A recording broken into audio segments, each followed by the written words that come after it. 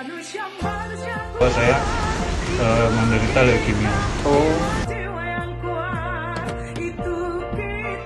Dan ada juga obat yang 150 butir sehari.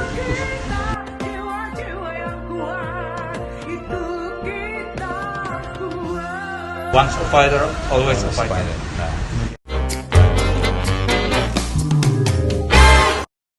Jumpa lagi dengan saya di Edward Stories Papua Channel. Kali ini kita akan berbincang-bincang dengan salah seorang rekan saya yang luar biasa, dan dia mempunyai sebuah moto, yaitu once a fighter, always a fighter. Nah, kira-kira perjuangan apa yang dia sedang lakukan di dalam hidupnya saat ini? Untuk bisa kita ketahui lebih dalam lagi, kita akan berbincang-bincang dengan teman saya yang luar biasa ini. Salam sehat. Salam sehat. Nah, apa kabar Pak Dedi? Puji Tuhan, baik Bang. Nah, baik, kita sudah bertemu dengan rekan saya yang luar biasa ini. Sebelum kita melanjutkan perbincangan kita, mungkin Pak Dedi bisa memperkenalkan buat teman-teman yang menyaksikan video ini. Silakan. Perkenalkan, nama saya Dedi Putra Brahmana. Ya. Saya berprofesi sebagai anggota TNI AU Ya. yang berdinas di Kohanutnas, Oh, di Kohanutnas. di Halim Perdana Kusuma, Ya. Jakarta Timur. Ya. Usia 42 tahun. Oh, 42. 42. Yang benar. Bener Bang. Keren masih 30. Amin. Puji Tuhan. Ya, terus Sudah berkeluarga. sudah berkeluarga ya. Ya. Belum ada putra. Oh ya. Lulusan Akademi Angkatan Udara. Lulusan Akademi Angkatan Udara Oh, tahun 99. Ah ya. Oke. Dan sekarang berdomisili di Kompleks Halim Perdana Kusuma. Kalau dilihat dari postur tubuh nih, tadi saya bilang tadi usia berapa? 42. 42 kayak 30. Dan kayak masih body pilot pesawat tempur. Pernah jadi pilot ya? Nah, dulunya kan nggak salah lagi. Tapi saya dengar ada beberapa teman yang bilang bahwa Dedi saat ini sedang ada penyakit yang sedang diderita saat ini. Betul. Mungkin banyak teman-teman yang belum tahu, karena kalau lihat dari postur tubuh yang masih tetap sehat, ternyata punya suatu penyakit ya. Mungkin bisa diceritakan kepada teman-teman kira-kira penyakit apa yang sedang dialami oleh Dedi saat ini. Saya sakit mulai sekitar 16 tahun yang lalu. 16 tahun yang lalu. Tahun 2004. Waktu itu dokter memvonis saya leukemia, kanker darah. Iya, ya. Jenisnya CML, chronic myeloid leukemia. Iya. Ketahuannya waktu itu sewaktu kita medical check up. Iya. Penerbang TNI AU kan ada medical check up rutin setahun sekali. Jadi pada saat medical check up tahun 2004 di Lembaga Kesehatan Penerbangan dan Antariksa TNI AU, Lakespra, ya. di Jakarta. Nah, di situ ketahuan bahwa saya menderita leukemia. Kemudian berdasar saran dari dokter di Jakarta dan hasil diskusi keluarga, akhirnya kita putuskan berobat ke Malaysia waktu itu, Malaysia. di Penang. Oh, tapi kondisi fisik waktu itu sudah mulai melemah atau sudah ada dampak dari masih tetap sehat, Masih segar? normal, Masih terasa normal. normal sih. Oh iya, terus Tidak ada masalah fisik. iya. Bisa dibilang tidak ada masalah fisik sama sekali. Oh, tapi sudah tidak aktif, tidak terlalu bisa dinas aktif lagi. Apa masih tetap dinas waktu itu? Waktu itu masih kondisi dinas Bang, Dalam proses pemeriksaan tadi itu tetap dinas tetap. masih. Oh iya. Terus akhirnya ke Penang. Akhirnya ke Penang, Malaysia, saya diberi izin oleh dinas Oh untuk iya. melaksanakan pengobatan. Iya. Di sana dokter memberikan opsi supaya pengobatan terbaik adalah transplantasi stem cell. Iya. Memang biayanya besar dan ya Bang tahu sendiri gaji kita anggota TNI terbatas, tapi puji Tuhan Tuhan sediakan semua kebutuhan Iya. biaya Luar biasa. dengan caranya yang tak terduga, baik dari orang yang saya kenal maupun yang tidak saya kenal. Tapi puji Tuhan sampai saat ini semua kebutuhan biaya tercukupi, dengan bantuan pribadi dari senior, rekan-rekan, Iya. keluarga, Iya. bahkan orang-orang yang tidak saya kenal. Iya. Jadi saya di Penang waktu itu sekitar 8 bulan, dari pertengahan 2004 sampai pertengahan 2005. Masih belum berkeluarga waktu itu ya? Belum. Iya. Jadi saya di Penang ditemenin oleh ibu. Jadi ibu saya, orang tua kan di Medan. Iya. Jadi ibu yang saya ajak untuk mendampingi di Pinang. Oh iya. Kemudian proses pengobatannya itu ada persiapan, kemudian pemeriksaan, persiapan dan pengobatan. Pada saat pemeriksaan sama dengan pemeriksaan di Jakarta. Kemudian pada saat persiapan itu tujuannya adalah untuk meminimalisir semua potensi infeksi. Iya. Sehingga waktu itu saya harus cabut gigi karena kebetulan ada masalah gigi geraham bungsu yang tumbuhnya tidak sempurna. Iya. Jadi dikhawatirkan kalau nanti dibiarkan akan melukai gusi dan kemungkinan terjadi infeksi. Oh, jadi harus dicabut waktu itu. Harus dicabut. Berapa gigi? Jadi 2 gigi geraham kiri dicabut. Nah itu pemulihannya butuh 2 minggu. Oh. Setelah itu 2 gigi geraham kanan dicabut. 2 minggu lagi. 2 minggu lagi. Oh. Setelah itu dalam masa persiapan itu juga ada dilakukan pengambilan donor Donor apa itu? donor stem cell. Oh. Karena saya akan diobati dengan cara transplantasi stem cell. Pendonornya siapa? Donornya dari saudara kandung. Selama 40 hari saya dikarantina di kamar isolasi di rumah sakit di Pineng. di Pineng, Iya. rumah sakit swasta di Pineng. Kemudian untuk menghemat pengeluaran, waktu itu ibu saya minta kembali ke Medan, sehingga tidak perlu sewa apartemen Iya, selama karena 1 nggak bisa bulan. ketemu juga toh. Betul, masuk. Jadi 40 hari itu di kamar saja, tidak ada Betul. aktivitas. Tapi kondisi fisik sudah mulai melemah atau masih biasa? Pada saat minggu pertama dimasukkan semua obat. Iya. Kondisi masih biasa. Kemudian ada juga obat yang 150 butir sehari. Jadi 50 pagi, 50 siang, 50 malam. Obat berupa tablet. Pil kecil-kecil sih, Bang. Jadi kayak makan kacang gitu. Oh. Tapi ya 150 butir sehari. Kemudian masuk di minggu kedua, nah itu semua nilai darah saya hampir nol. Darah merah, darah putih, HB, Maksudnya trombosit. apa itu? Nilainya hampir nol. Jadi sudah Kalau biasanya kan cek darah itu ada nilainya. ada nilainya dong. Normal Misalnya darah sekian. putih normalnya kan 6.000 sampai Iya. 11.000. Ini nol. Ini hampir nol semua. Karena pengaruh. Memang tujuannya itu. Oh, dinolkan Jadi, memang. betul. Dengan obat-obat tadi Betul. fungsinya untuk mengenolkan semua darah itu. Betul. Oh. Kemudian di minggu kedua semuanya hampir nol. Kemudian dimasukkanlah stem cell. Ya. Sel hidup darah. Jadi untuk memasukkan stem cell itu dia harus membuat kondisi darah nol dulu baru bisa memasukkan Betul. stem cell tadi yang donor dari adik tadi. Betul. Oh ya. Kemudian dimasukkan ke saya. Mulai minggu ketiga mulai muncul efek samping. Oh. Jadi walaupun memang stem cell donor itu tujuannya baik untuk dimasukkan ke saya, tapi tetap itu adalah dianggap benda asing oleh Tubuh kita. tubuh saya. Kemudian puji Tuhan mulai minggu keempat sampai hari ke-40 kondisi saya berangsur membaik. Oh. Hingga pada hari ke-40 saya sudah boleh keluar dari kamar isolasi dan mulai rawat jalan. Akhirnya tahun 2005 dokter menyatakan pengobatan selesai. Tapi memang puji Tuhan leukemia sembuh. Iya. Tapi mulai 2005 ada efek samping dari pengobatan leukemianya tersebut. Di usus paru. Jadi paru-paru saya mengeras. Seperti luka yang sudah sembuh terus ada bekas lukanya kan itu mengeras. Jadi kaku. Sehingga itu yang membuat paru-paru saya kaku dan tidak bisa berkembang normal seperti paru-paru. Mulai dari 2006, setelah 1 tahun. Mulai dari 2005. 2005. Jadi selama 16 tahun perjalanan penyakit ini pernah merasa putus asa atau bahkan mulai bertanya sampai pada kondisi bertanya pada Tuhan ini Tuhan itu ada atau enggak? Kenapa kok saya dikasih penyakit seberat ini dan selama ini? Kira-kira pernah mengalami hal seperti itu enggak? Siap, pernah. Ya gimana? Saya rasa manusiawi setiap orang Iya. pasti Pada saat-saat tertentu. siap. Pada saat saya bersyukur pada saat awal saya sakit, ada senior yang mengajak saya untuk bertemu dengan seorang hamba Tuhan Oh, di Jakarta, seorang penginjil. boleh disebut nama seniornya?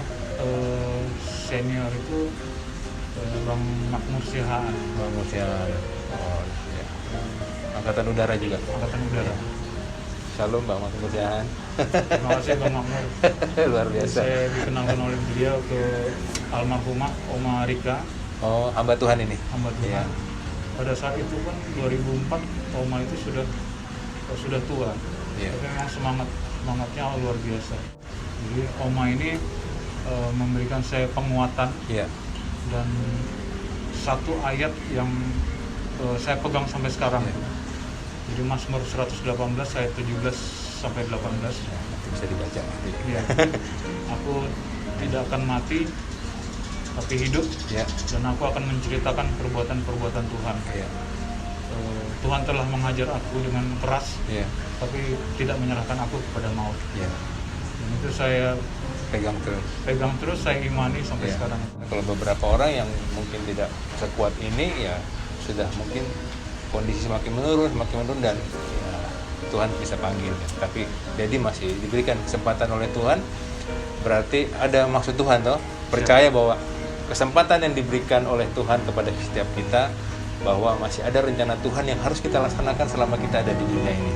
Nah, berarti ada rencana Tuhan yang jadi harus tahu nanti, atau mungkin sudah tahu. Sampai hari ini saya belum bisa tahu gamblang, Bang. Iya.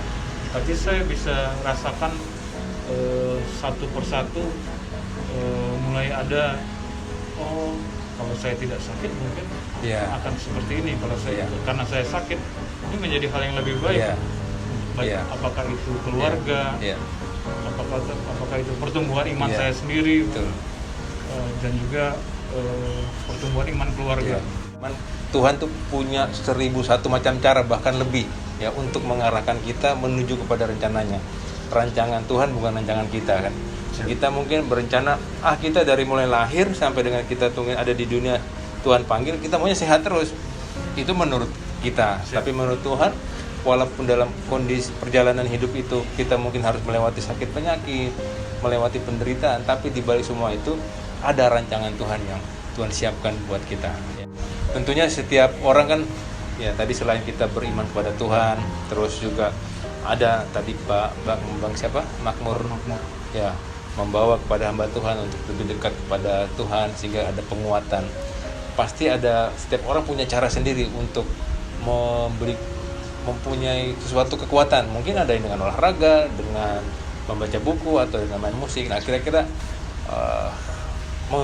untuk mengatasi tadi rasa-rasa tadi itu, jadi kira-kira arahkan kemana itu? Dan kebetulan Tuhan mengkaruniai saya talenta di bidang musik. Wih. Dan saya mempunyai passion di bidang musik. Iya. Dan musik itu malah menjadi my other medicine, menjadi obat tambahan juga bagi itu. saya.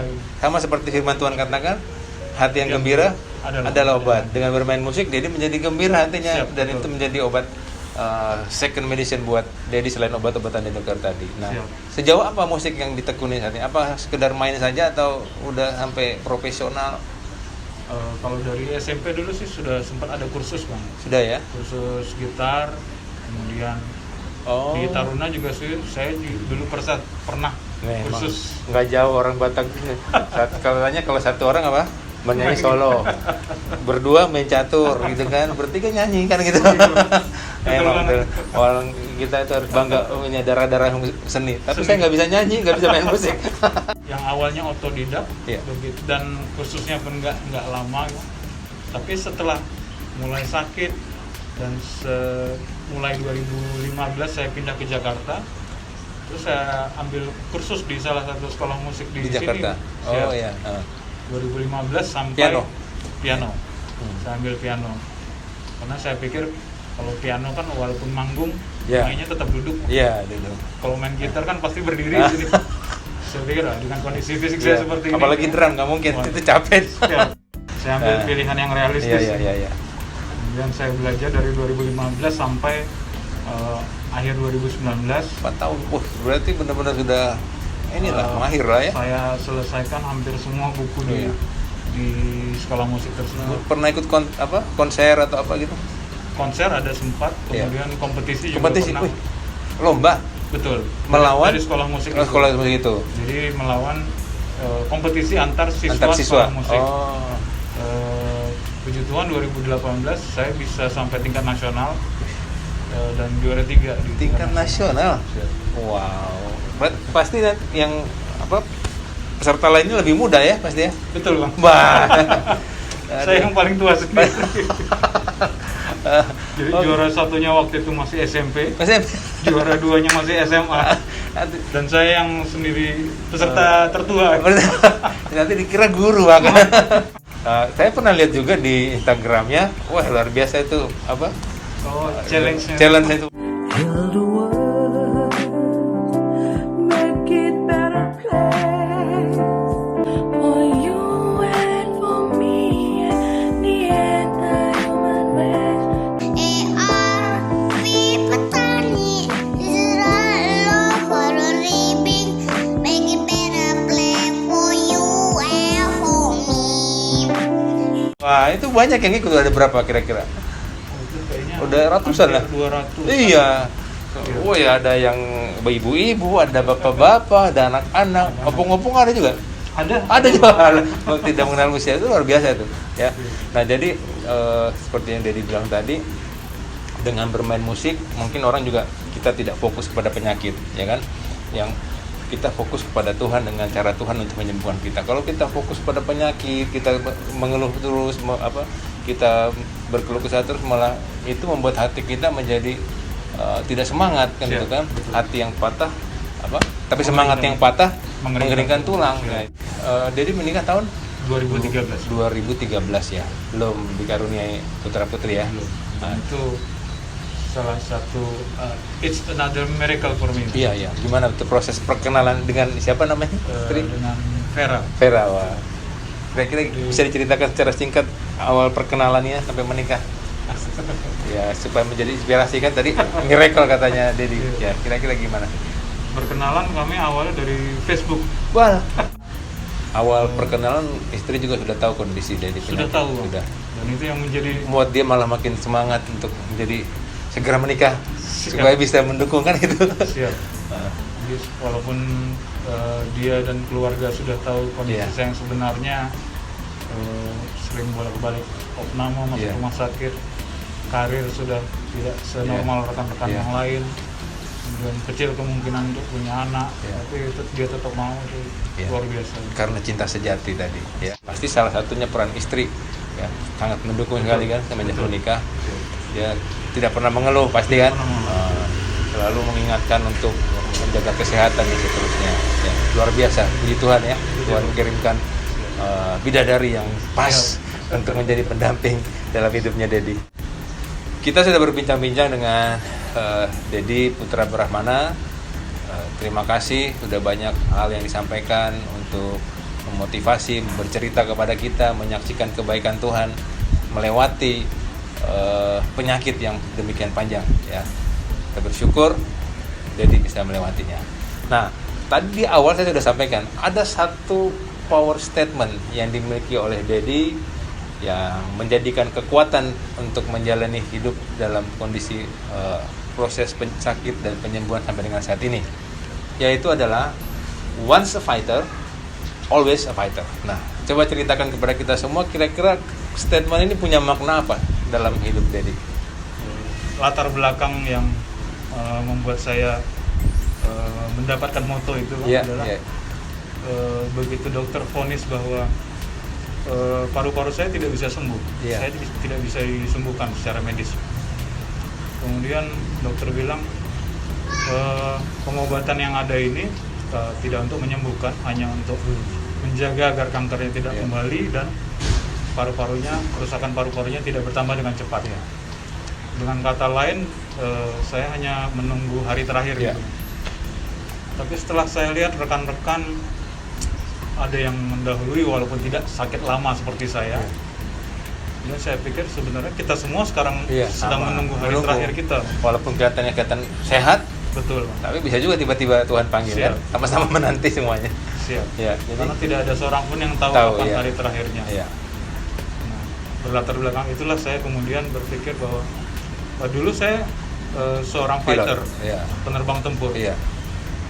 Sekarang saya bukan seorang penerbang tempur lagi, tapi saya tetap seorang fighter, yaitu pejuang hidup. Wah, luar biasa. Once a fighter, always a fighter. Nah, itu yang membuat semangat selama ini ya. Siap. Oke, puji Tuhan, luar biasa.